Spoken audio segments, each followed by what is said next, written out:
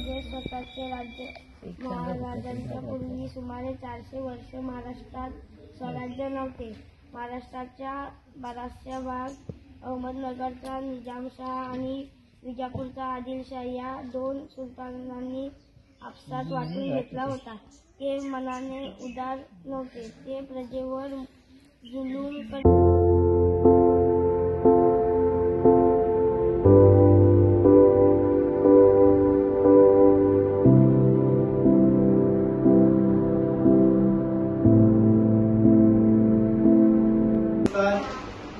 आज आपल्याकडे ही जी समोर मंडळी दिसत आहे बरोबर आहेत ना, तर ती नवीन आहे. नवीन म्हणजे तुमच्यासाठी नवीन आहे, पण दापोलीमध्ये त्यांचं हे जे काम आहे ते काम एक सामाजिक चळवळीच आहे. आणि ती सामाजिक चळवळ ही तुमच्यापर्यंत घेऊन आलेली आहे.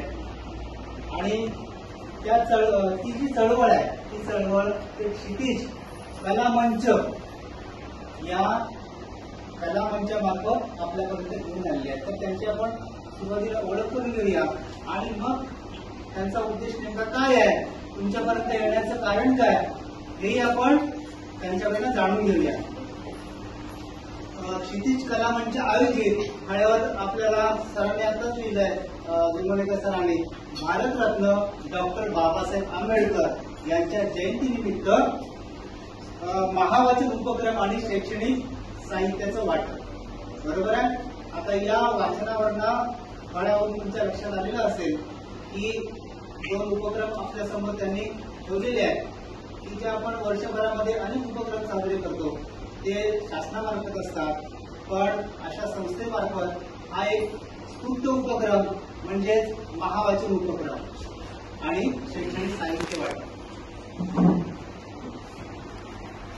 क्षितिज कला मंचाने डॉक्टर बाबासाहेब आंबेडकर यांच्या जन्मदिनीच हा महावाचन उपक्रम घेण्याचं कारण काय याचं ते आपल्याला त्यांच्या निवेदनातून स्पष्ट करणारच आहे.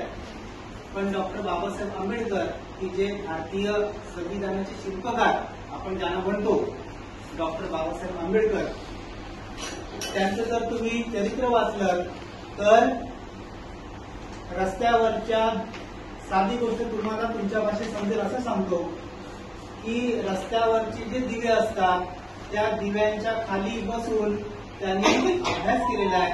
कारण घरामध्ये वीज आणि लाईट याचा कोणताही संबंध त्यांच्याकडे नव्हता. आणि तरी सुद्धा त्यांनी आपली वाचन संस्कृती ही जोपासण्यासाठी रस्त्यावरचे जे दिवे असतात, माहिती ना, गेटवर असतात, नंतर रस्त्यामध्ये प्रकाश राहावा, येणाऱ्या जाणाऱ्यांना मार्ग दिसावा याच्यासाठी दिवे असतात, त्या दिव्याखाली बसून त्यांनी आपलं वाचन अविरतपणे सुरू ठेवलं. आणि यांच्या ही स्मृती आपण लक्षात ठेवून, ही प्रेरणा घेऊन त्यांच्या जयंतीनिमित्त महावाचन उपक्रम हा क्षितिज कला मंचाने आपल्यापर्यंत आणलेला आहे. या प्रसंगी आपल्या या क्षितिज कला मंचाचे सन्माननीय अध्यक्ष अभिजित भोंगले या ठिकाणी आलेले आहेत. तर मी आपल्या या केंद्राचे सन्माननीय केंद्र प्रमुख की ज्यांच्याकडे या भागामधल्या 12 शाळांचं पर्यवेक्षण आहे, सहनियंत्रण आहे, तर त्यांना मी विनंती करतो की सन्माननीय श्री अभिजित भोंगले क्षितिज कला मंच याचे अध्यक्ष यांचे त्यांनी स्वागत करा. तर मुलांनो, लक्षात ठेवा, बाबासाहेबांना ओळखायला भरपूर वाचन करायला लागले. कारण का ते 12-12 तास वाचन करायचे आणि ते विश्व नेता आहेत, भारतातले येत नाही, त्यांना विश्व मानतं. आणि सगळ्यांनी वाचन करा, वाचनातून ज्ञान वाढतं. आणि आता मी तुम्हाला सांगेन थोडक्यात, बाबासाहेबांना ओळखण्यासाठी वाचन भरपूर करावं लागेल तुम्हाला. आणि आपले संस्थापक सुनील कदम हे थोडक्यात बोलतील, ऐकून घ्या.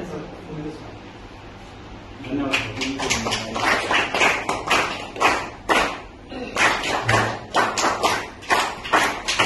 यानंतर आपल्यासमोर आलेलं दुसरं व्यक्तिमत्व सन्मान्य श्री सुनील कदम यांचं दापोलीच्या काव्य रचनेमध्ये किंवा दापोलीच्या साहित्य रचनेमध्ये त्यांचा मोलाचा वाटा आहे. असे हे सन्मान्य सुनील कदम हे सुद्धा क्षितिज कला मंचाचे सन्माननीय संस्थापक आहेत, तर त्यांचंही स्वागत मी आपल्या केंद्राचे